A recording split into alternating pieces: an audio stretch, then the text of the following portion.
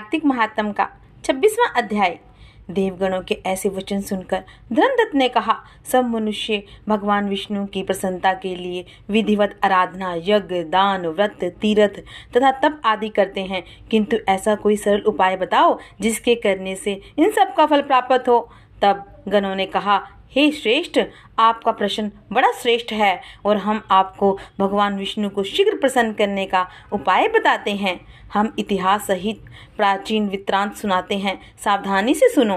प्राचीन काल में कागजीपुरी में चोल नामक चक्रवर्ती राजा राज्य करता था और उसी के नाम से उसके देश का नाम भी चोल देश ही प्रसिद्ध था। और राजा चोल के राज्य में कोई भी प्राणी दरिद्र, दुखी, पापी व रोगी ना था और यह सब राजा के यज्ञ करने का प्रभाव था।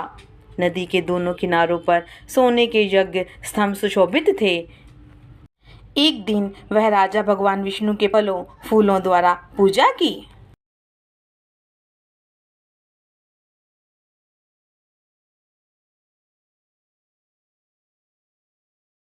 वह प्रणाम करके भगवान के चरणों के पास ही बैठ गया।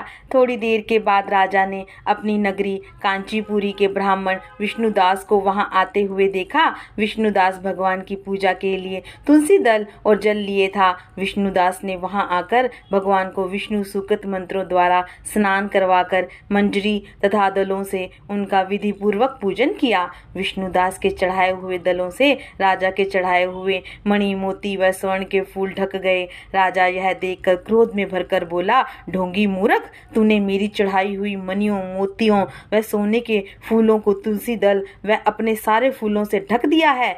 तू भला भक्ति करना क्या जाने, क्योंकि तूने मेरे किए विचित्र श्रृंगार को बिगाड़ दिया है। राजा की बात सुनकर विष्णुदास को भी क्रोध चढ़ गया और वह राजा के गौरव को तुच्छ समझकर कहने लगा, हे राजन, तुम भक्ति करना नहीं जानते हो, तुमको अपने धन का घमंड है। बताओ, राजा से पहले तुमने भगवान के कितने व्रत किए हैं? देवगण ने कहा। ब्राह्मण के ऐसे वचन सुनकर राजा ने घमंड से हंसकर कहा, हे विप्र, भगवान की भक्ति के अभिमान से यदि तू ऐसी बात कह रहा है तो मैं पूछता हूँ, तेरे जैसे भिखमंगे ब्राह्मण में भगवान की भक्ति ही कितनी है? क्योंकि तुमने आज तक भगवान की प्रसन्नता के लिए कुछ भी नहीं किया है, ना तो कोई मंदिर बनवाया है। तुम भला इस प्रकार की भक्ति का जैसे कि तुम कर रहे हो क्या गर्व कर सकते हो? यहाँ जितने भी ब्राह्मण बैठे हैं मेरी बात को ध्यान से पूर्वक सुने और देखें कि भगवान विष्णु के दर्शन मुझे होते हैं या कि और उसे उसके बाद दोनों की भक्ति के संबंध में आप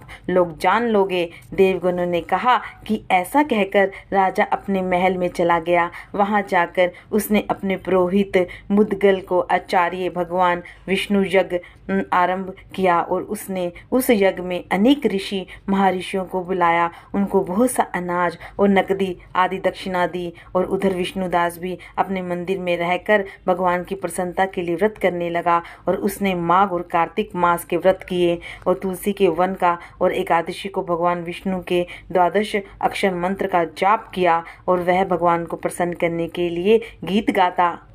वह नृत्य करता रहा और नित्य प्रतिव्रत करता था। भूमि पर सोता, हर समय भगवान को प्रसन्न करने के लिए माघ और कार्तिक के व्रत भी किए और उन व्रतों के नियमों का पालन भी किया और उद्यापन भी किया। और इस प्रकार राजा चोल और विष्णुदास द्वारा आराधना करते हुए बहुत दिन बीत गए।